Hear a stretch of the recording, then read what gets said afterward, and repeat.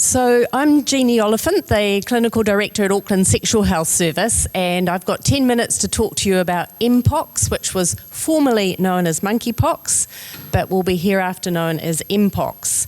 So just a wee bit of a run through that. So just a little bit of a background. What is Mpox? It's a virus. It's in the orthopox family and very closely related to smallpox. It has a natural animal reservoir in African rodents and non-human primates in Africa, but it is a zoonotic infection, so the first human case was in 1970 in the Democratic Republic of Congo. Now, the reason it's Mpox and not monkeypox is the same reason that it's COVID and not the Wuhan virus. So this was actually a poster that one of the saunas in town put up to vaccinate that is no longer appropriate because we can't talk about monkeys. But the reason it was started off as monkeypox because it first developed in a group of lab monkeys that were for research purposes that had been imported out of Africa. But anyway, there's two clades of Mpox, and fortunately the current world outbreak is of clade 2, which has a lower mortality. So outbreaks outside of Africa where it is endemic were quite rare before 2022. There was a small cluster in 2003 in America, and there have been sporadic cases that were imported, usually to the UK and other countries from Nigeria, intermittently. But what happened? Well, in April, May last year, there was a cluster of outbreaks in the UK, and the case numbers rapidly spread and escalated. It was apparent very early on that the cases were all in men, and then it became obvious that they were in men who are sexually active with other men, and there were some big parties in Europe around the time, and case numbers just spread. So on the 23rd of July, WHO declared a public health emergency of international concern, which sounds familiar, doesn't it? And raises dread in the post-COVID era. It was very much a feeling of, oh no, here we go again. And it very rapidly spread everywhere. And we've got international travel and case numbers spread all around the globe, including Aotearoa. So we had our first case in New Zealand on the 25th of June. The blue bars are the imported cases, so these are people who acquired the infection overseas and arrived in New Zealand, and then what we had been waiting for happened with a small cluster of locally acquired infections. So around this time, what was also happening in the background was the distribution of vaccinations, and New Zealand and by June, Australia had the vaccine and were vaccinating widely, but unfortunately in New Zealand, we didn't get our batch until January of this year. But there were 42 cases so far in New Zealand, 40 cases in men, 2 cases in women, most cases in Auckland, and we saw most of these people actually at Sexual Health. 6 cases were admitted to hospital, so not insignificant. But our last case was in January of this year, and we haven't had any more cases. And we were kind of thinking we might, because in February there was the World Gay Pride event in Sydney, but we haven't seen any cases. In Australia, haven't seen any cases either after that. Just to talk a little bit about the infection itself. It's usually mild and self-limiting, but can be more severe for some population groups, children, pregnancy, etc. The incubation period is up to 21 days, so at the beginning, Ministry of Health were requiring contacts to isolate for 21 days, which is a really long time if you're working. That's very awkward to explain to the boss and organise your life. It's spread by close physical contact, kissing, and particularly the cases that we've seen internationally in this outbreak are related to sexual contact. People generally do get that prodromal stage. They feel fluey, they get lymph glands up, they feel achy, headaches, and then they develop the lesions that are typical of Mpox. And we did see quite a lot of bacterial secondary infection. So this is what the lesion looks like, and it can be quite small. And I'm just going to, the next picture shows you some more pictures, particularly in the genital skin, where because it was being largely spread by sexual contact, we saw lots of lesions on genital skin. And sometimes people would only develop lesions on their genital skin, and sometimes more widespread. We saw a lot of lesions that looked a bit like A, because it's similar to, molluscum. It's another pox virus, and it's got that dimple appearance in it. And then we also saw quite a few penises that look like I, quite swollen and inflamed looking. And the lesions are really painful, particularly if you get them around the bottom on your perianal skin as an E, really painful. So actually, not much fun to have Mpox. There's some really good information on the Auckland Regional Health Pathways, and because this is, something that you may not ever see, it's really good to have that resource to go to and have a look. I think the important take-home message is you see a lot of people with pustular lesions, and you've really got to think, does this person fit the likely epidemiological criteria in order that you'd go and test that person? So our Ministry of Health very quickly made this a notifiable infection and developed some case criteria. So you have to have some clinical symptoms, of course, so a febrile viral illness characterised with some skin lesions or mucosal lesions, or sometimes people just presented with proctitis. But also the epidemiological criteria. So really you either have to have been exposed to somebody who's a case, or be a priority group for testing, so that is gay and bisexual men.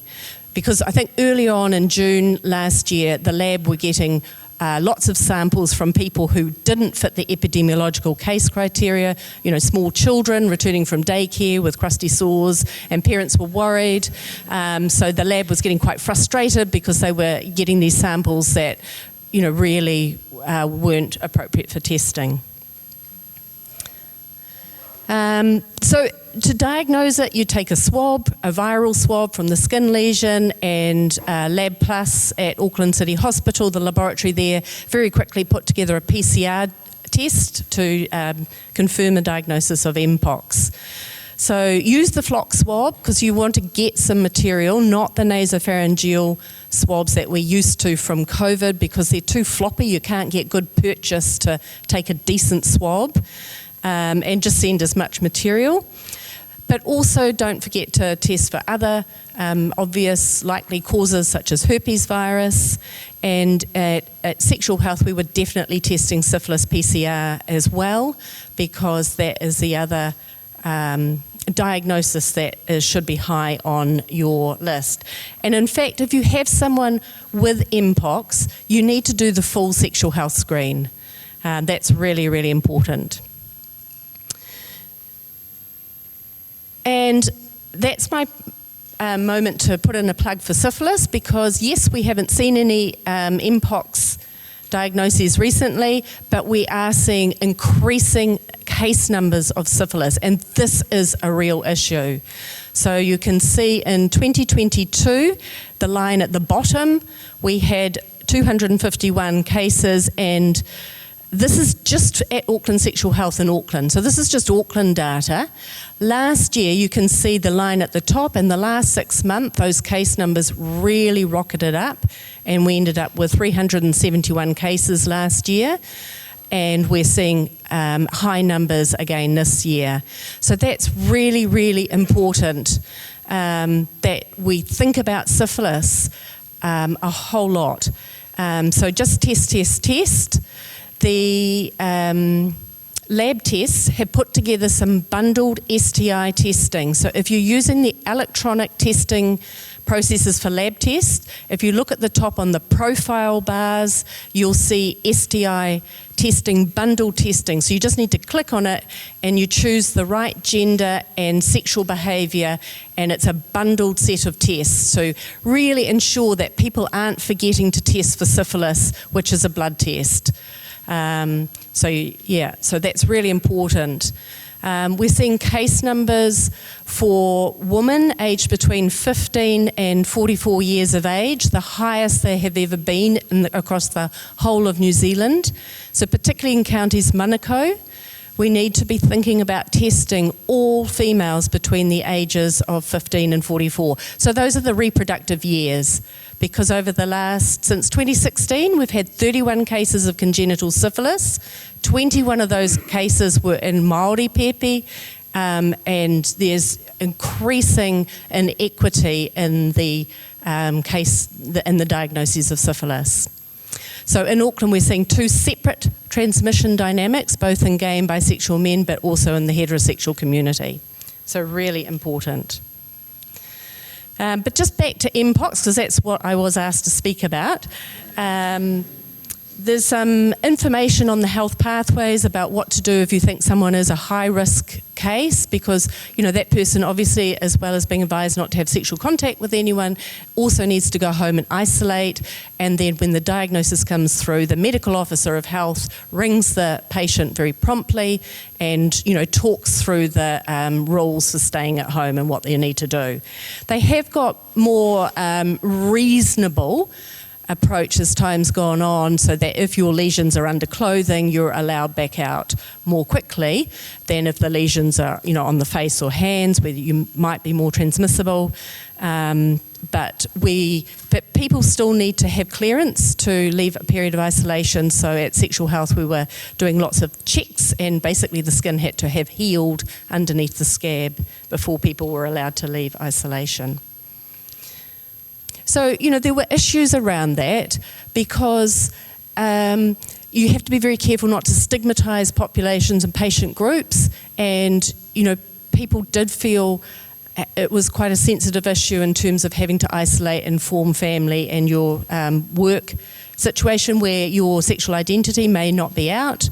So definitely it is something that we had to approach quite sensitively.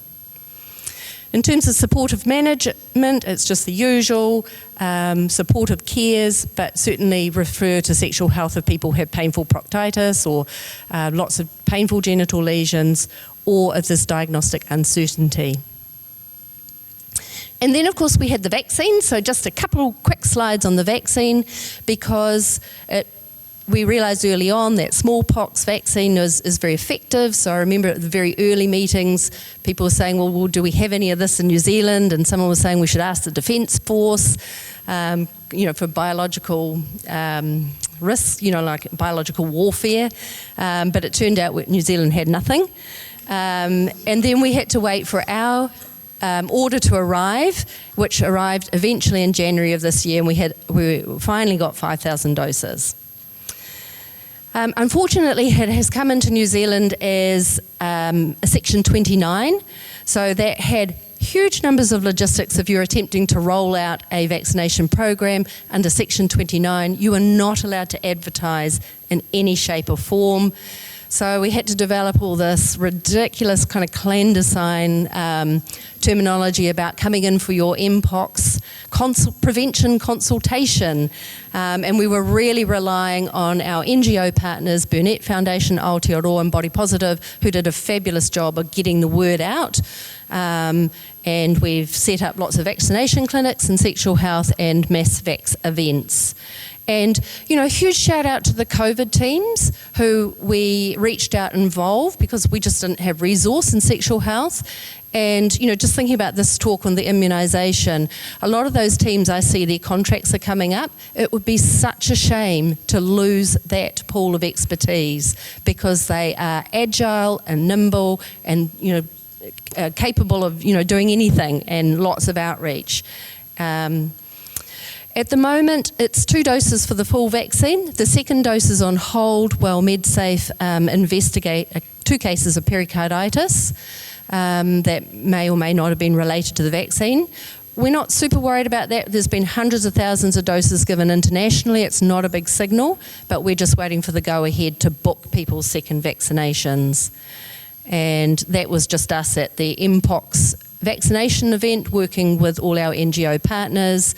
And, it was just awesome to see the collaboration and just using this skill of the immunisation outreach teams, big shout out to them, the COVID implementation teams who were so slick and so helpful at setting up all these mass events. Thank you.